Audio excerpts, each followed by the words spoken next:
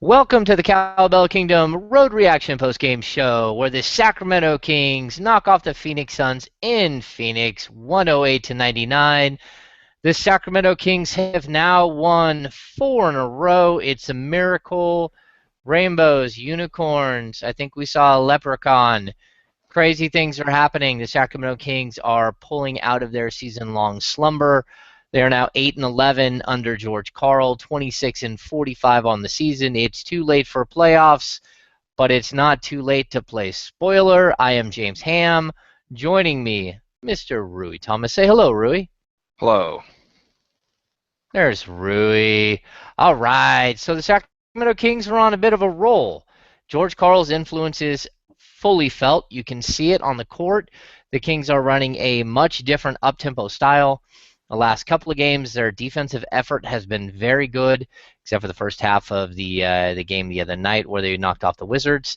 No, who was it? Gave up 70 points to Philadelphia in the first half. Ugh. But came back to hold the 76ers to just 36 in the second half. Tonight we saw sort of that same stifling defense. You know, Phoenix is a very good offensive team, lots of weapons. They hold them to 99 points tonight. What are your thoughts, Mr. Rui Thomas, on the Sacramento Kings' defensive effort tonight? Well, James, I was surprised by their energy coming off that back-to-back. I mean, very spry and bouncy tonight. We saw the Kings playing very good defense on the perimeter and down in the paint. Having to deal with like 7'2" Len and the Morris twins, and Eric Bledsoe, who's just a bunch to deal with. They did a good job. They held the Suns to 6 of 25 shooting from behind the arc. Didn't put them on the line too much. The Kings had a pivotal third quarter where they held the Suns to 27% shooting, while the Kings themselves shot 55%. So the Kings, for the most part, took care of the ball pretty well until the fourth quarter, and didn't make the big boneheaded mistakes on defense. That would allow the Suns to steal this one.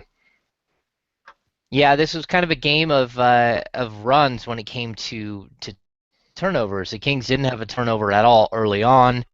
And Phoenix couldn't hold on to the ball. Eric Bledsoe just like giving it up everywhere. I think they had 8 first quarter turnovers, maybe a little bit more than that.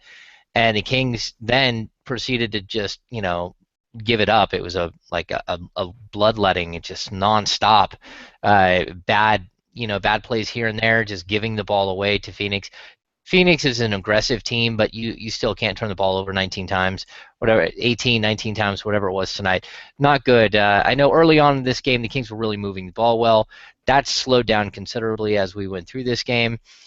But 7 Kings players scored in double figures. This was a group effort led by DeMarcus Cousins, 24 points, 11 rebounds, 2 steals. He did turn the ball over 5 times, but the big fella got it rolling. The one thing I'll point out, Rui, over the last couple of games, we've kind of seen DeMarcus ask for a foul every single time he even sniffs the ball. Is it just me, or is he really trying to kind of coax the referees into giving him superstar status at this point in the season?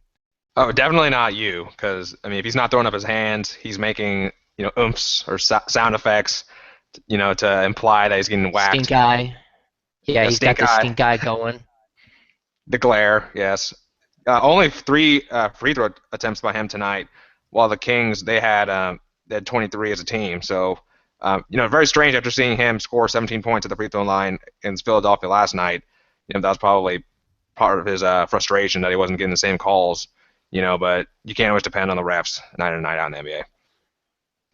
Yeah, you can't always depend on the refs. That's a very, very good statement there, Rui. The one tonight, Rudy Gay has a strange game: 14 points, 5 assists, 4 rebounds, but he shoots just 3 of 7 from the field, 8 of 9 from the line. He struggled with foul trouble early, but what was it that you saw from Rudy Gay?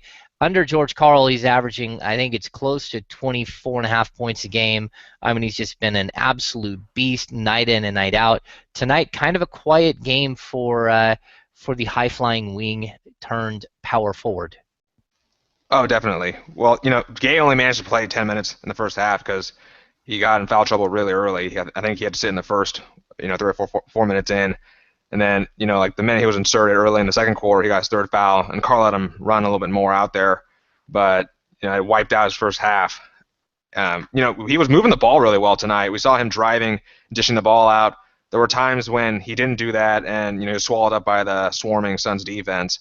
But overall, when he couldn't get things going tonight in a rhythm, but he managed to get other people involved. Played pretty effective defense, which you can't really ask much more from that when he's not going off. Yeah, so let's get to some of the other players here in this game because this was a game that was really a team game. The Sacramento Kings, again, had 7 players scoring double figures. Nick Stauskas came out blazing hot. He looks confident. I think he hit his first 3 shots before missing one, including a wild, crazy layup that was just, had oohs and ahs all over it. A couple of 3 balls early. He finishes with 13 points.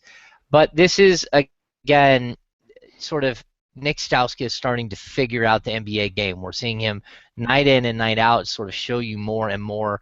I think the first signs for me was when he started rebounding. Then the previous game he set his career high in assists with 3, which again that may not sound like much, but Ben McLemore went. I think it was like he went for a huge stretch last season where he didn't have a single assist, and we've seen that this season as well. We're seeing him sort of figure out the speed and the pace of the NBA game. Same can be said about Ray McCallum tonight. 12 points, 5 assists. He really has found a niche with this team, found a way to be productive night in and night out. What are your thoughts on these 2 young guards? Oh, excuse me, Ray McCallum with 14 points. That's right. He had that extra little boost at the end, though. What is your thoughts on this young, even 3-guard set with Ben McLemore coming in and hitting those huge shots in the fourth quarter, Rui? Well, we got to see the promise. All these guys, picked. We have 2 lottery picks and then an early second-round pick in McCallum. And really saw their potential tonight in full force.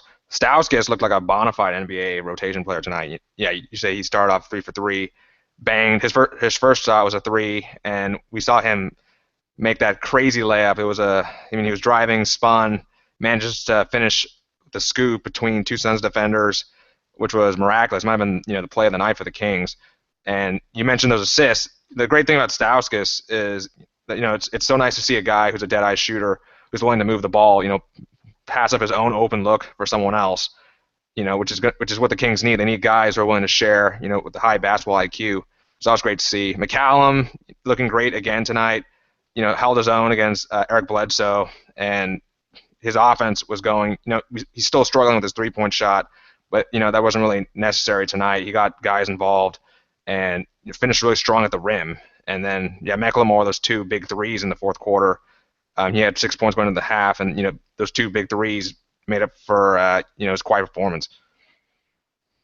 Yeah, you brought up the ball movement and Ray McCallum and sort of he sets the tone for this team. Rudy Gay 5 assists, McCallum 5 assists, 7 off the bench for Andre Miller. The Kings had 27 assists tonight. I mean, you can talk about turnovers, 19 turnovers all you want, but 27 assists. This is a team that has not historically been good moving the ball, and tonight you're starting to see this sort of ball, this sharing, this kumbaya moment where everyone is getting involved. We have Derek Williams come in. He gives 12 points off the bench. You've got Omri Caspi who gives 10 points in his starter minutes. He's really found a niche with this starting unit as the guy who runs out and pushes the offense. He looks like a cherry-picking man, like half the game, doing a little 4-on-5, Vivek Ranadive defense leaking out to offense. But I think what we're seeing here is this team is kind of buying in out of nowhere. I mean, it's really late, but George Karl still has 11 games to sort of reset this team and get it ready for next year. I mean, this team has not won more than 28 games in years, and they're at 26 with 11 games left and some very easy, winnable games down the stretch. I think they get to 30, maybe 32 games, and I think some Kings fans should be happy about that.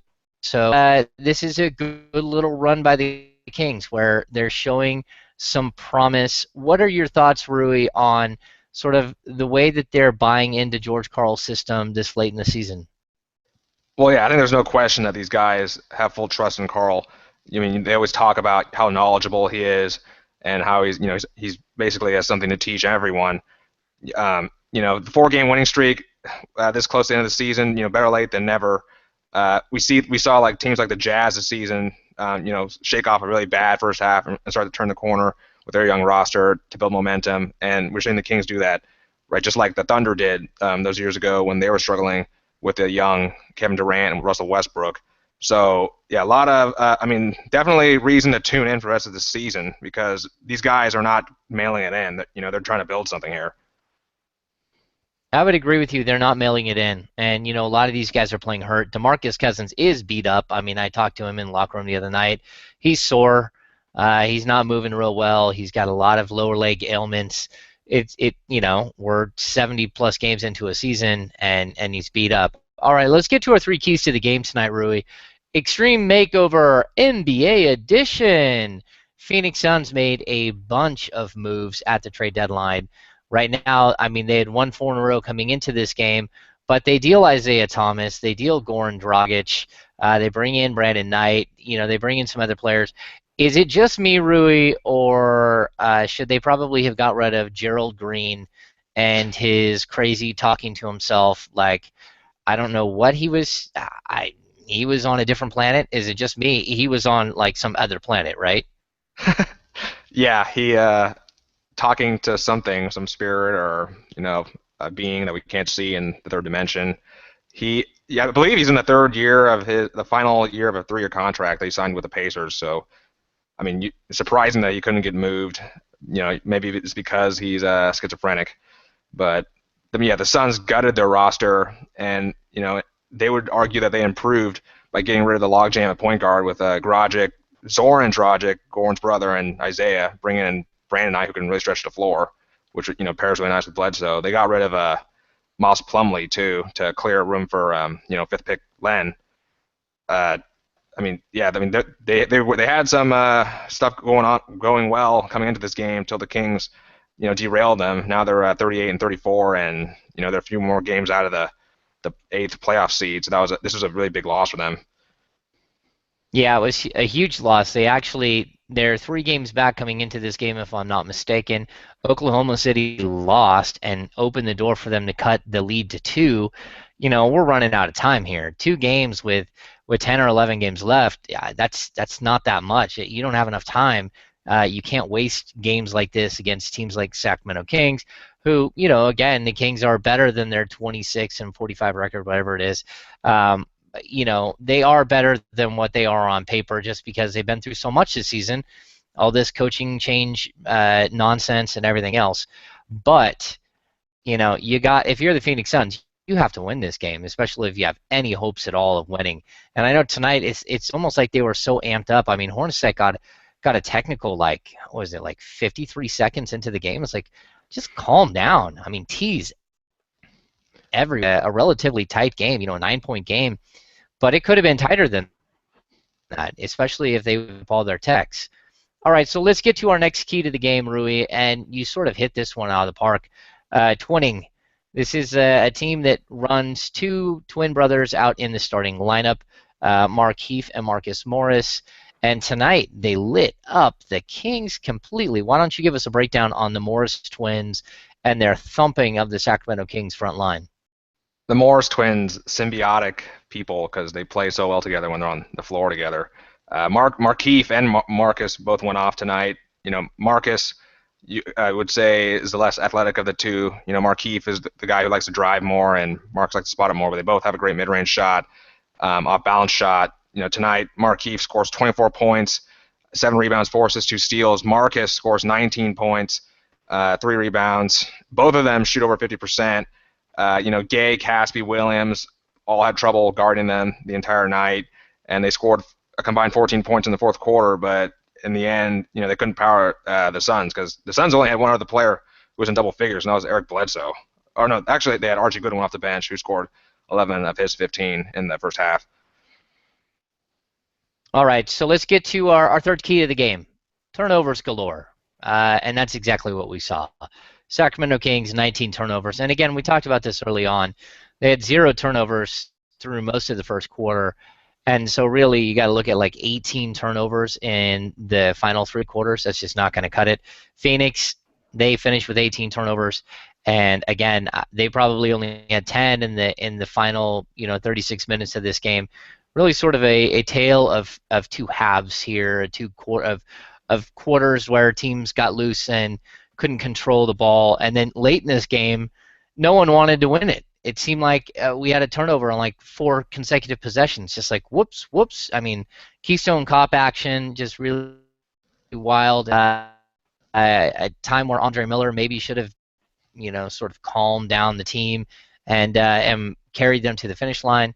They do end up winning, but still just erratic play. What are your thoughts on the turnover situation tonight, Rui?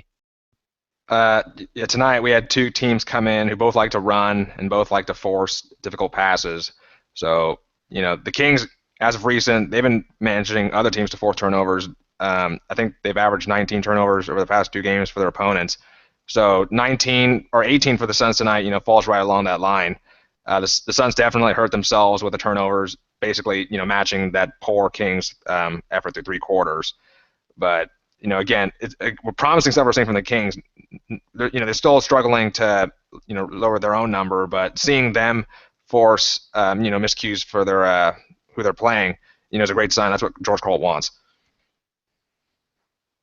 Yeah, that's defense. He likes to gamble. He wants his players playing the passing lanes. He wants them being aggressive. We're starting to see that a lot more. Let's see. Do we have anything else? We've got an MVP for tonight. You can say DeMarcus Cousins. You can say whoever you want. For me, it was Ray McCallum.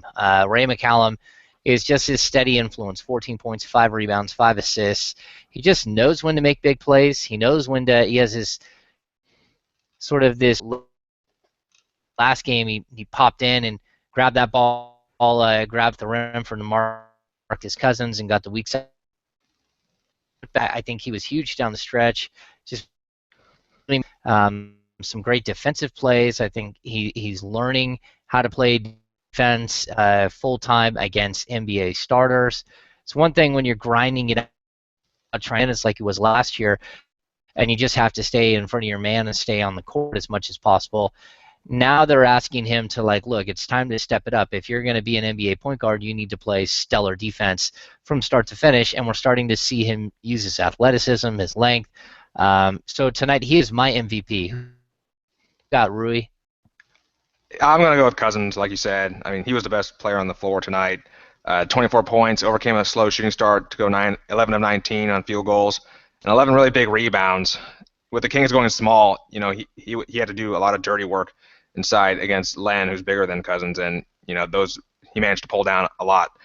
Some that he shouldn't have had. Those 5 turnovers, yeah, you don't want to see that, but Cousins, kept us cool through the game. He's really disciplined. Only 2 personal fouls. Didn't ever get close to drawing a technical. So, that was an encouraging performance by him. Yeah, an encouraging performance by him. An odd night by Rudy Gay.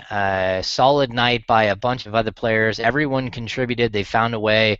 I know in the first half, Derek Williams was absolutely atrocious. At one point, I think he was like 0 for 3 from the field, and then he took off on, I don't know what he was trying to do. He was trying to go and hammer over people, and he's going from SportsCenter's top 10 to Shaqtin' a Foo overnight. I mean, he's finding new ways to be effective and ineffective at the same time. George Karl, for a lot of time, he does not like to keep him on the floor because Derek Williams is neither guarding his man nor collapsing and helping out in the lane. So he's sort of playing the middle, and it's really hurt this team a lot.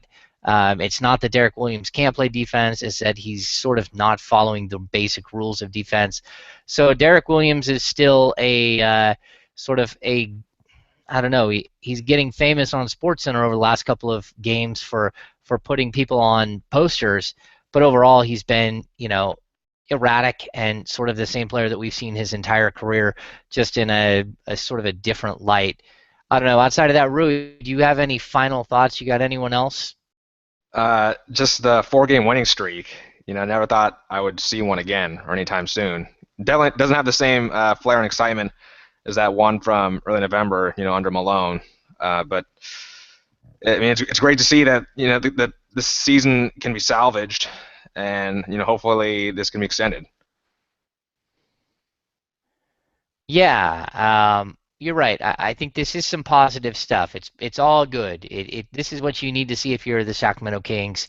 You need to see positive sort of progression. This is where your team needs to show that they haven't given up on the season, that they are willing to keep fighting. You got the Pelicans coming up on Friday at May at Houston. Then the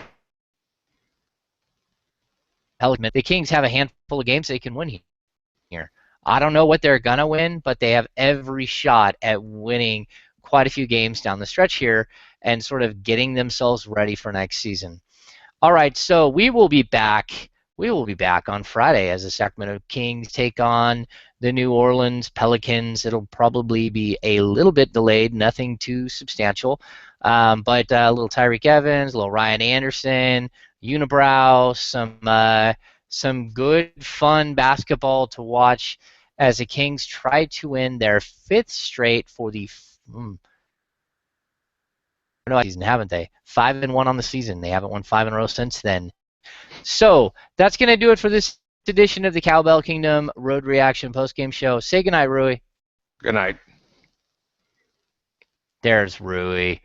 I'll be back soon, and we'll have plenty of coverage between now and Friday when the Sacramento Kings get ready in New Orleans. So I'm James Ham. He's Rui Thomas. You've been watching the Cowbell Kingdom Road Reaction Postgame Show. Have a good night.